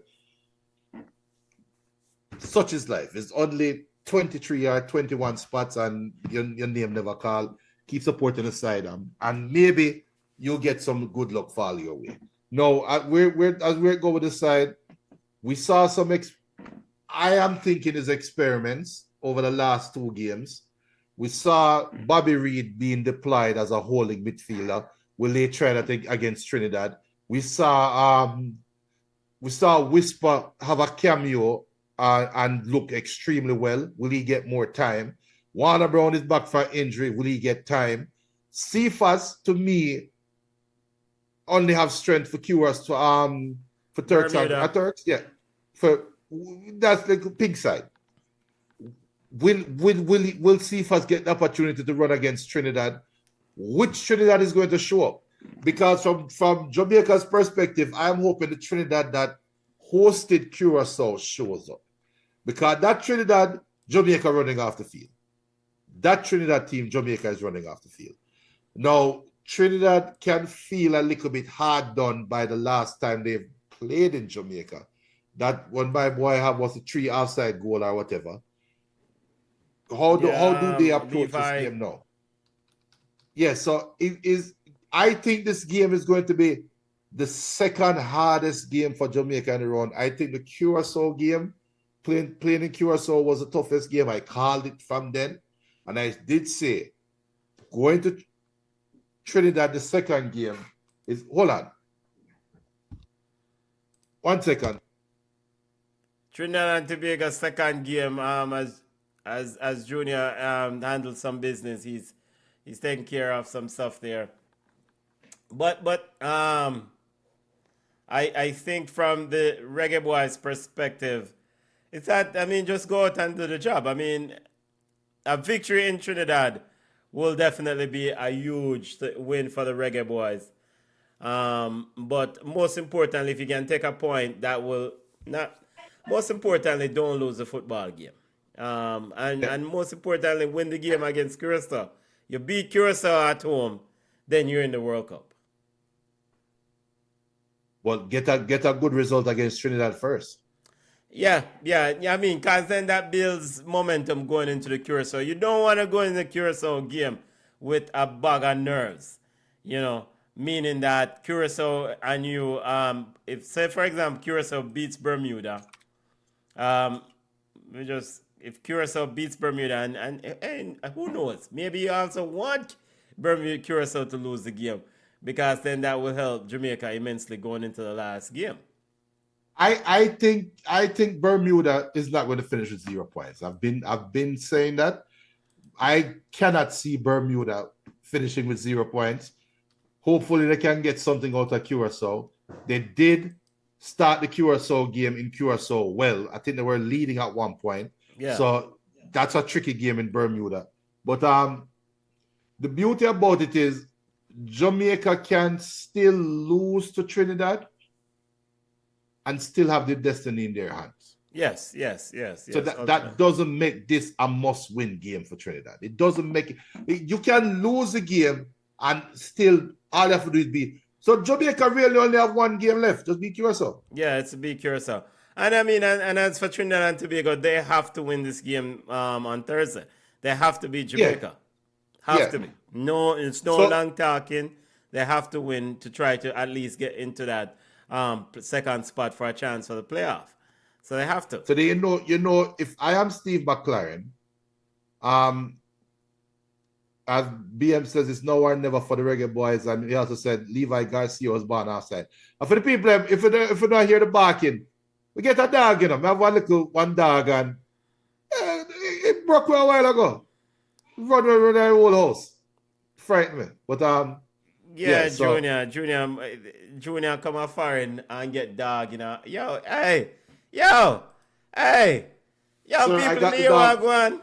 Junior turn foreign, have dog running a house. Yo, I got the dog for free, no dog no run a yard in a house, brother. I don't know what happened in the corporate area. I got the dog for free, sir. But Junior, are you walking the dog? Do you go out and scrape up dog crap too? Yes, sir. Okay. Unfortunately. Every morning, 6 o'clock. Thankfully, it's the second smartest dog breed in the world. It's a poodle. They thought it was a Thai poodle, but it's not a Thai poodle. It's more than a Thai poodle. But them smart. So in potty trained, fairly potty trained. So yeah, the dog I use the toilet. I wish. But Out the door. Yeah, I'm mongrel alone to work with a country still. Mongrel dog alone. All Yeah, right, but back to the thing. But yeah, we're not here now. Spill over from the back. yeah, but this. It froze. Sorry, it's Tuesday. Tuesday. It says your I thought internet connection is unstable. My internet unstable. checking. How much sound now? Yeah, you're good. You're good. All right, so I thought the Curacao game was going to be Sunday. It's actually Tuesday. Yeah. So we're not going to have a BallChat show next week, but Sunday we're going to be fretting. And you know what? We're starting a new thing coming up starting Monday. Look out for it.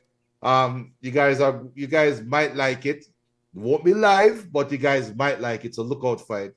And share it with a friend, please. But what I say, if Steve McLaren, I don't want to sound disrespectful, but my expectation, I'm putting this in. My expectation for Thursday is Steve McLaren is going to set a trap for Trinidad. Trinidad has to win the game. Dwight York have to go at Jamaica. So just sit back and counter. Just sit back and counter. I mean, but that's one way to look at it. Yeah, you will get some opportunities against that Trinidad, that Soca Warriors team. No, especially a team which is either no or never. I mean, for Trinidad, it's either no or never. And with that being said, they will take more risk to get goals and get goals early in the game. Dwight York may take a different approach also. Well, Dwight York did run off his mouth in the first encounter. He felt like Jamaica was vulnerable. Said that Jamaica had injuries or something to that effect. And that didn't end that game didn't end well for the Soca Warriors. So I think for Coach Dwight York is to do less talking and do more coaching in this game. And York is learning. I think he's learning on the fly what it is to be a manager, because I think the vibe I get from Dwight York wearing the branding hats and in always a man self-absorbed, brother. It's very. Come like some of the Soca Warriors people ever we know. We don't can't go just like Brian Lara. Man them self-absorbed, man. Yep. We have some Trini brethren, big up in yourself, love, and sister, love. They're not self-absorbed, but I guess once you get famous at Trinidad, yourself. Jack Warner, self-absorbed. Very. And you know, not yet. Because guess what? Actually, he did make it to the World Cup with Trinidad. He did, right? No, I've never played with Trinidad at the World Cup. Did he? No. We don't care. My coach's side. No. I'm talking about what he has done for Trinidad. Oh, Dwight York. Yeah, so the way Dwight York played in the 90s in the Trinidad and Tobago team. Yeah, but I don't think he wasn't in the World Cup side. I don't think he will come back to the World Cup side. Which one? The 2006 World Cup? Yeah. Ah, man, then Dwight York an old man at 2006, man. Yeah, so he hasn't done anything with Trinidad at the way up. I got Dwight York at 54, you know. Yeah, so that's what I'm saying. He hasn't done anything. 54, 19, 40. He could have played that World Cup. If Dwight York at 54 right now. Cup. Junior, they won the 1990-89 Caribbean Cup. If Dwight York is 54 right now, why he never played 2006? That's only 19 years ago. Well, that was Dwight York playing football in 2006. You know, let's let Junior go through. I know he didn't play in the World Cup, but he's of the age where he could have. It was Sunderland in from 2006 2009. He did play the World Cup. Okay, so he did. So I stand corrected. I don't remember him much. Yeah, he was at Sunderland from 2006 2009. Yeah. He was the captain of the side too. Oh, great. He Never go helped on his with no- nation reach the semifinals of CONCACAF Gold Cup in 2000 and later qualify for the World Cup. Okay. My With that being apologies, said- Dwight York. You know Yeah, what? apologies, Let's Dwight. all apologize to Dwight York right now. So there's a generation of kids that Dwight York is coaching right now that look at him as a national hero. So you know what, Dwight York? You have the right to go and boast it, brother. No, 'Cause but I you think know what, bigger and serious than this, than is the fact that we don't remember this. It means that we are getting No, old. I actually remember it, but he was so old at the time that he didn't really. It was just like it's like a mascot. Yeah, well, all right. I speak for myself. It's the fact. I remember it. That's That's the what I fact that said. I didn't remember it, but I watch so many football games right now, and over the years, everything I run now on. Yeah. You know, but Dwight York and Soca Warriors versus the Reggae Boyz on Thursday. We'll do a watch along for that game, and then Curacao versus Reggae Boyz the following Tuesday. And Yeah. I have a guest coming on the show right now because the BM talk about Junior get Americanized. And he did, as the BM confirms, so York did play at the 2006 World Cup. Yeah, he did.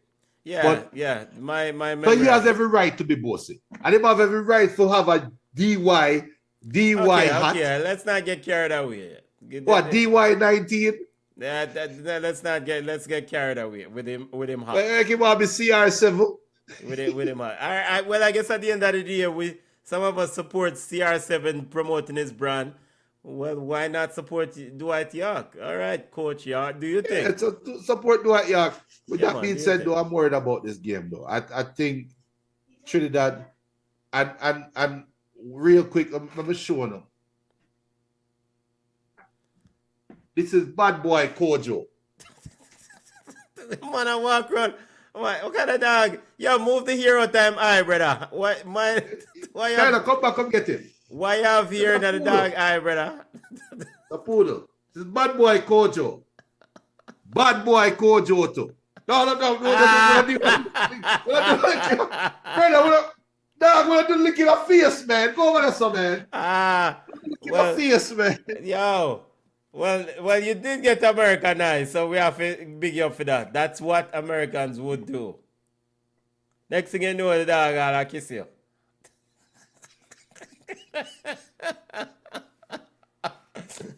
All right, let's get ready for going where we are. Junior has to walk the dog in a few minutes, so I don't know, and it's supposed to be a freeze warning here in the ATL. Pray for me tomorrow morning. Come here, walk the dog out the door. Yeah, it's supposed to be a Like freeze 30 warning. degrees weather. So just to remind listeners again about the Reggae Boyz squad, goalkeepers are Andre Blake, Jamali Waite, Tafari James. Defenders Joe Latibadier, Ethan Pinnock, Richard King, Dexter Lambegisa, Gregory Lee, Damian Lowe, Rico Henry, newly minted Reggae Boy, Rico Henry, Mason Holgate, Ian Frey. Midfielders Isaac Hayden, Bobby Reed, Jonathan Russell, Corey Anderson, Jashane Anglin.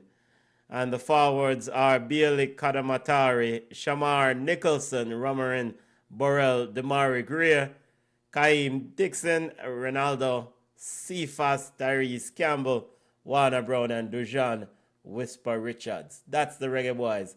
Team Reggae Boyz will play on Thursday at 7 p.m. Against Soca Warriors. Junior, Big game. we'll do a watch along for that. And of course, big up to the Jamaica Football Federation for doing Operation Help Operation Help Our People. Jamaica Football Federation being productive in helping alleviating some of the stresses and struggles trying to recover from Hurricane Melissa. One other story in football news, Jamaica football news, is the discussion around when to start, if you start back schoolboy football. There's a bit of mixed position or mixed stands by respective coaches. Craig Butler off Mona felt like it's important to start because this could be something that can lift the country. Christopher Nicholas of Tivoli Gardens felt like it's not wise to start because, it's not a good look to have the corporate era players playing or some of the Doncaster Cup players playing and not all Doncaster Cup players playing. Issa said they will, or Issa is, there's speculations around that Issa will provide a formal update in the coming weeks or maybe even this week, Junior. Your thoughts on this? There's no right answer. There's no right answer. There's no right answer. My thought is in there. I think there's a term called presidential coattails in America, in American government or American civics, and there's a thing in politics where everybody will be 100% right. There are certain conversations that we'll have that are polarizing. And politics, this football conversation is not necessarily GLP versus PNP, but there is some political kind of it has some politics to it. It has some morality politics to it, right? And you're going to have arguments one way or the other. There is no right answer. And it would be safer, in my opinion, where we would say, look, if for me, where I would sit on it is, and I'm talking as Junior, a big grown man when I play football anymore. Because Junior, the athlete, will give you a different response. But Junior, the big grown responsible adult, is going to say, if every school is not in session, we can't have schoolboy football. We can't. You just can't. If every school is not operational, fully operational on a day-to-day basis, why are we having competition, intramural competition? Sit it off for a 1 week, 2 week period, build up by the infrastructure. Well, not 2 weeks. I'm going to take probably months to get some of these schools back on the ground on the Western Island. But you have to at least get the ground infrastructure back in place first before starting more football. And I get the argument for the players to play. I get the argument. However, I am going to sit on the side of the fence that is going to say, you over there, and we're not calling any names specifically, but you, the coach that want to play, is being very irrational and is being very inconsiderate. Not because you have light. That means we, when I have light, I forgot supplement you. No. So if the playing field is not even, no game should be played. Simple. An article in the Jamaica Gleaner, Robert Bailey is the author of the article. Craig Butler, head coach of Mona, said, football is something that unifies, he says, quote, football is something that unifies a nation, that can uplift people, that can bring joy, and right now the country needs joy. We understand the challenges people face and that many have lost everything. Well, let's not lose football too, because football is what can motivate and uplift people. Let's continue to play football, make the fans and parents happy, and go out there and do the job. Butler noted that both rural and urban teams should be allowed to resume play as soon as possible. This is according to Robert Bailey. He says, Butler went on to say, I think they are having meetings, but I don't see why Kingston shouldn't restart. More importantly, it's imperative that the rural areas do restart. Just imagine you have a lot of players who have lost their homes. Football can help motivate them and get them going again. It would be wise for Issa to restart the competition. If they don't, we're going to have more problems, Butler said. As for Christopher Nicholas, the coach of Tivoli Gardens High School, takes a different approach. The opposite stance. Christopher Nicholas, if I remember, Christopher Nicholas, in fact, he used to play for Tivoli.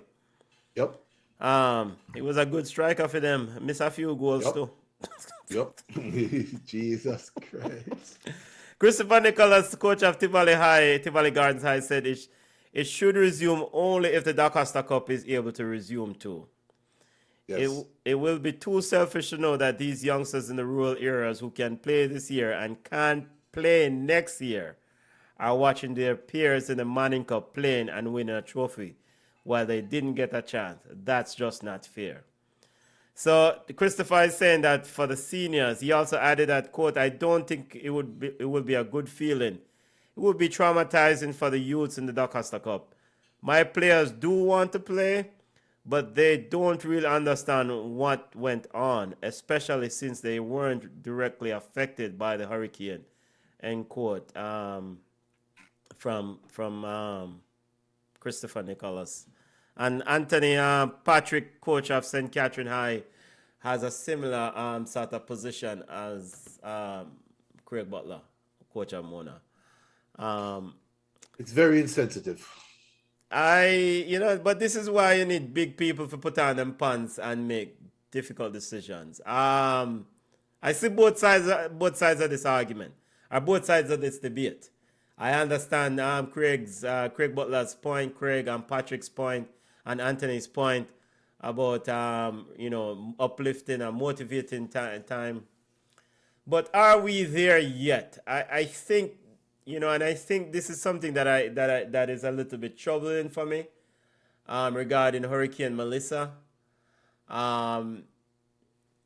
Christopher Nicholas said that maybe I'm misunderstanding some of it. Christopher Nichols said that, that his players wants to play, but he thinks that they don't get the gravity or the magnitude of what happened. Not to put words in his words, but to paraphrase what he said. And of course, corporate era, Kingston wasn't as affected as Westmoreland and St. Elizabeth. And I think Jamaica, everybody needs to know the magnitude of what going on a country. Every cow can of Jamaica need to know what going on a country. And every pitney needs to know what going on and the magnitude and the gravity of what going on a country. And I think, though football can uplift and unify a nation, I wouldn't start this competition next week. I would probably give another month or so, because you need some real kind of wrap your head around the impact of what are going on. And I think corporate era, if people are in the corporate era that don't understand the magnitude, something needs to happen to make sure that the corporate era recognize the magnitude. Because it could happen to anywhere in the whole Jamaica. Just like that. And it's the same thing I spoke about the show we did after the hurricane, that Jamaica splits in two. You have different mindsets. So you have people who say you're uptown or you're downtown. Now you split into hurricane ravaged and non-hurricane ravaged. And we talk about one Jamaica and Jamaica unity and blah, blah, blah. This shows there's no unity in Jamaica. This right here shows how disconnected the island is. So we can talk and we can say Jamaica this and Jamaica that and blah, blah, blah. There's some hard truth. Now, we as Jamaicans are so proud that when an outsider come and tell us how we stay, we react to it negatively, right? So all you idiot Jamaicans out there that want to react to me certain type of way, I'm not an outsider. So you want to send any bad mail or any bad response, do it to my face or just shut the hell up. But the reality is some of our people are just too damn selfish. Some of our people, if your players, and I'm not picking on Craig Butler, I'm not picking on any coach. Not picking on any coach. It just so happened that the football dynamic brings up my point. I'm not trying to make this a Junior versus Craig Butler and trying to look for hype or media hype or anything. This is just reality. If I have a group of young men that want to help build back Jamaica, that want to help build back the vibe, and if them have some pent-up energy them just want to get rid of and want to kick a ball, how about we go into a bus drive over to those communities with some cutlass and start move some of the debris. I guarantee them all tired afterwards. I guarantee when I would think about play football and how much football will help the community and blah blah blah. You know how much the community would love. You know how much the community would love that some people come in and help them rebuild their place. And maybe I can do it too. Maybe me need to fly go down there and walk with a hammer and nail and put in a nail in a one board and say, we're done.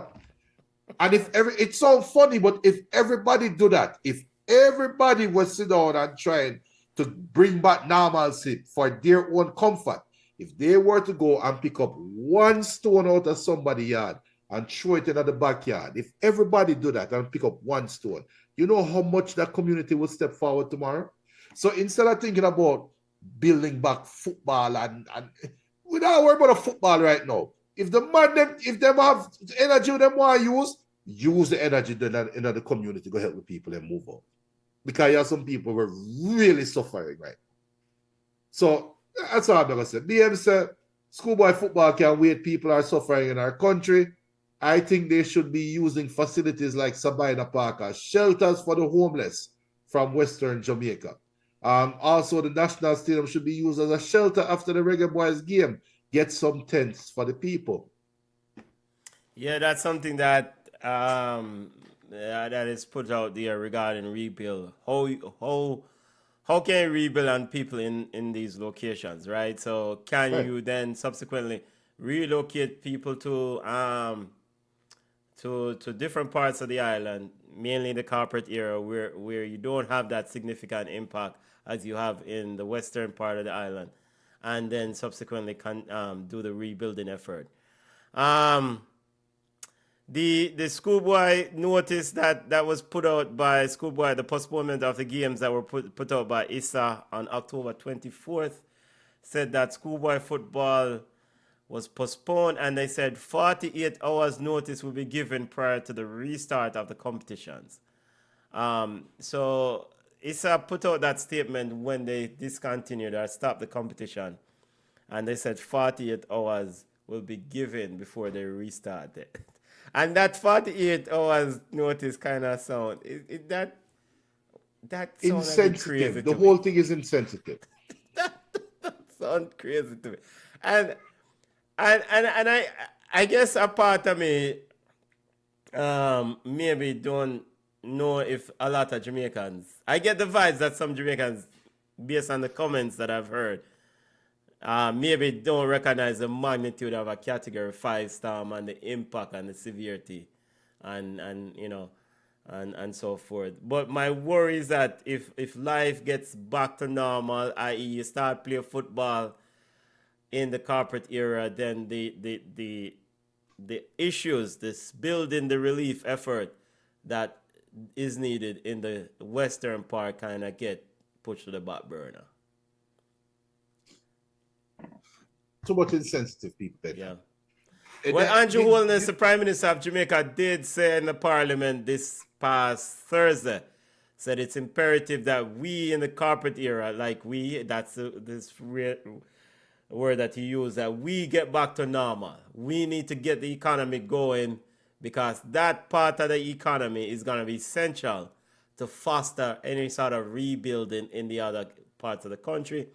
He also said it's the only way, which I don't necessarily think it's the only way, but I leave that for the economists to decide. I see what he's saying, but I don't necessarily think we're there yet. ISA, there are speculations or rumors out there that ISA may make a decision this coming week. Of course, the president of ISA, Mr. Wellington, is a principal at St. Elizabeth Technical.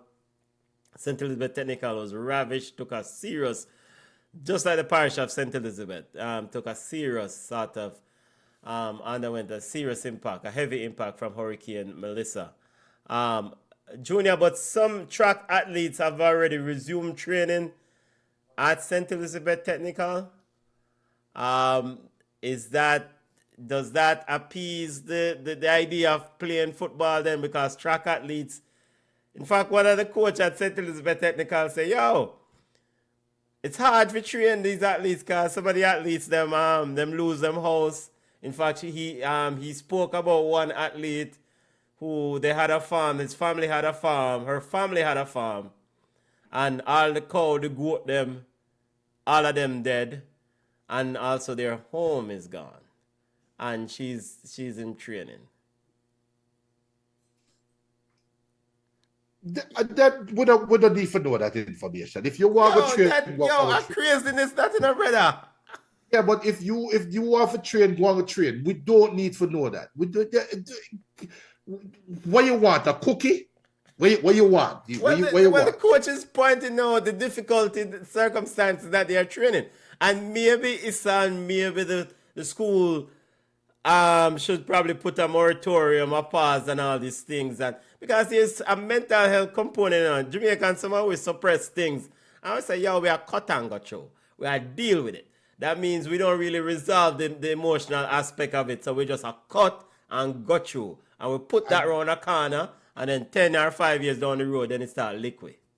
And just like how I said earlier, where people talk about Jamaica is unified, and then all it takes is one simple thing to show that. People have said about all right, about cut and go through, they're lying. And you call that mental health. I call it lies. You're lying. You're lying to yourself. You can't lie to me, you know. So do you want, not you, but the people, if they want to lie to themselves, hey, go knock yourself out. Oh, I'm being a great athlete, and I'm gonna go out there and practice like you don't have next week. You don't have 2 weeks from now, you have 3 weeks from now, you have a month from now. Look, that's what I said earlier. Junior the grown-up versus junior the athlete. It's two different conversations. Me as an athlete, I had a hip flexor strain. And if anybody ever had a hip flexor strain, is one of the worst injury. When you hear athletes have hip flexor, is one of the worst injuries you can have, because you will never get an opportunity to heal it. But the only way to heal it is rest. Yeah. But if your hip flexor, if you keep moving the hip flexor, it is not going to heal. Yeah. And me trying my best to get back on the field, so till where we got quote unquote addicted to Excedrin. Because we started taking Excedrin for trying for master pain. So Junior the athlete will understand why the athlete is out there running, right? But Junior the big grown man will have bills to pay and family to take care of. I'm going to slap the athlete. Go back into the house, man. I'm to you. Like seriously, go into the house. Oh, my Olympic dream. Go into the house. Oh, I want to play the World Cup. Go into the house. Stop your damn nice. Come on, man. One slap. Go into the house. And the coach, your coach, will have to pick them on their train. You're irresponsible. You're irresponsible. No, I don't know what the situation is, you know. But if the player is leaving a house that don't have light or water, what the hell you going to train for? If your family members can't go to work because the house, which one of them work, wash out, what you going to train for? If you're going to a facility that don't have light or running water, what you are trained for? Well, Junior, it's not uncommon to not have light. It's not uncommon thing in country. Yes, it's not uncommon. But the situation that you are in. Running. No, but the situation What? But the situation that you invented, come on, man. Come on. All right, let's see if Issa comes out with any sort of verdict this coming week, all right, and we'll keep you updated on the story. But it's like you said there at the beginning, there's no easy answer for this. But sometimes we just have to put on with big boy pants Listen, and just, you know. We know what done the show. We should have done a long time. But that back one last. And BM says Go ahead. Yeah. BM says the reality is this will take years of rebuilding. The relief efforts from private citizens are good. However, soon people will forget about Western Jamaica and be preoccupied with the next big story. That's true. But as Andrew Holness is the next one. Don't even get me started. Talk about terrible leadership and lack of empathy. I'll leave that alone. Yeah, I'm with you right there, Sir BM. Big nose. Those are the views that Benton and No, BM man, the man that pissed do me that. off. And then in fact, what is even, I'm a huge fan of Andrew. Junior, put your camera on. Junior, Andrew is well spoken, very good youth, intelligent. We know people who know people who know people who know Andrew, who attended university with him. And yes, he may have some good intentions, but some of the things what me see are going on right now. I have a burn on fire, brother. Yo, Food for the Poor put out a press release today. I put out a press release, Food for the Poor in Jamaica, said that now they're in charge of logistics and coordinating relief effort in collaboration with the Jamaican government, the military, the Jamaican military. So basically, Food to the Poor coordinate the incoming and the movement and the distribution of resources to the parishes and the people.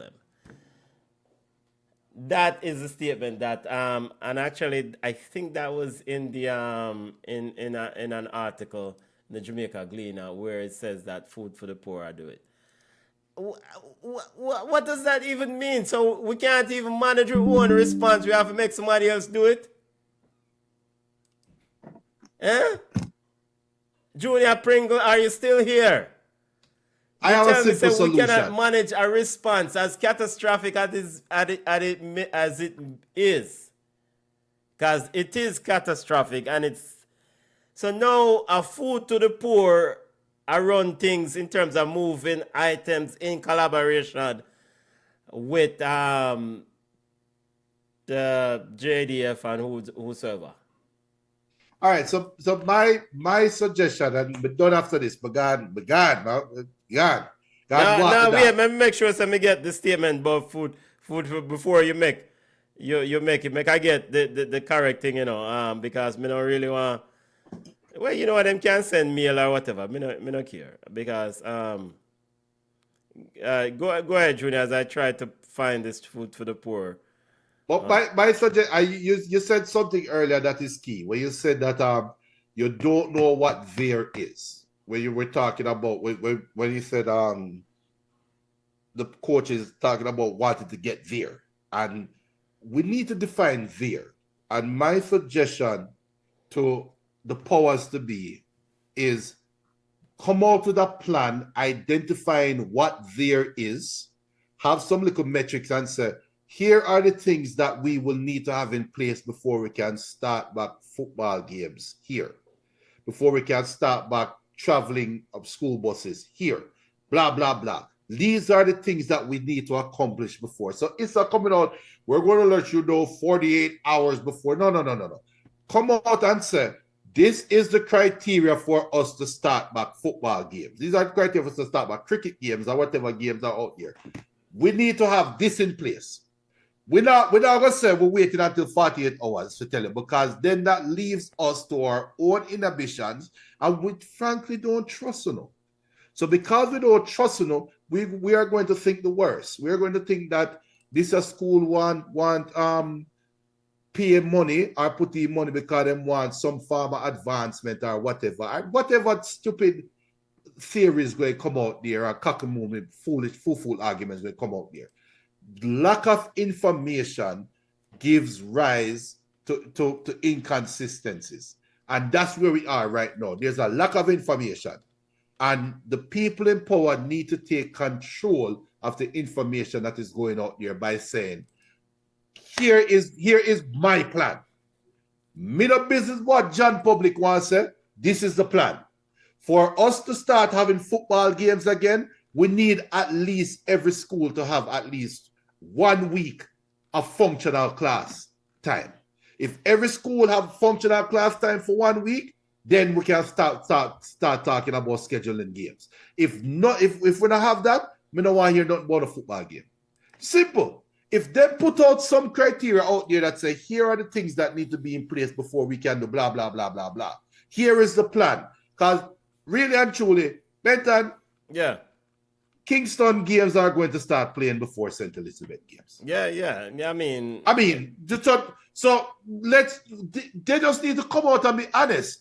We are going to start games in Kingston more likely before whichever school at St. Elizabeth, Black River High School, or whichever school at Monroe, St. Elizabeth Technical High. Yeah, them there. Yeah.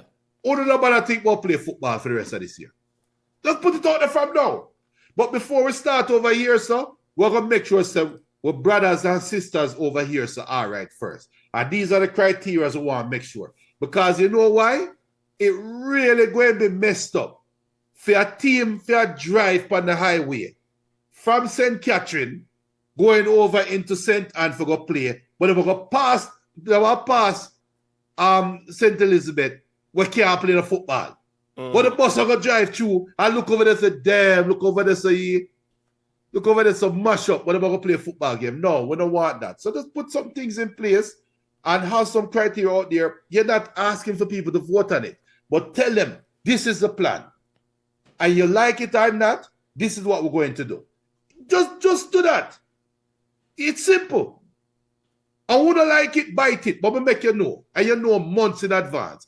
You know, we want Stets to play. Bridget, Stets can't play.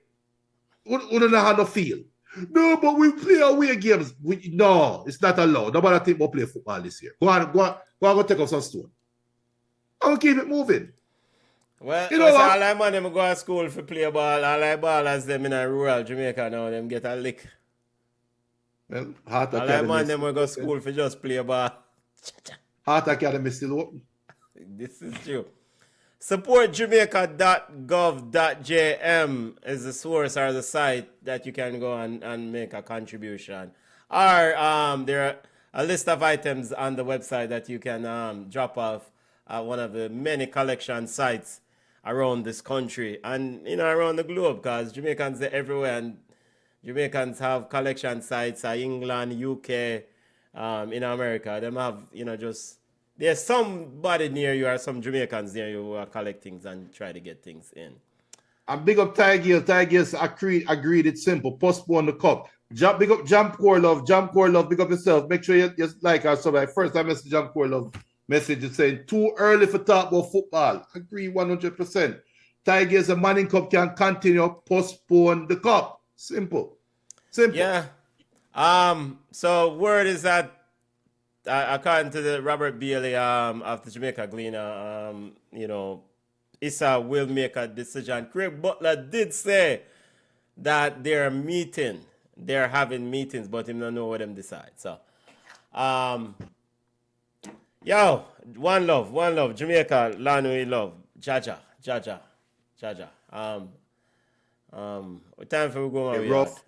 Yeah, rough. Won't wish for nobody, but Thursday, we're going to watch along Thursday with a heavy heart. But make sure to like and subscribe. Now, make sure to subscribe. You don't know, every Sunday during non-international breaks, we are on live every Sunday at 5 p.m. Eastern. I don't know, talk about everything world football, and then we'll have a Yawd Ballas segment at the end. So, yeah, family. So Thursday again, big up to all the people. Have a great week. See you guys Thursday. We, continue to keep pressure down a yard because we need some things improve. Continue to. And make sure to hit the subscribe button, people. Bless up. All right.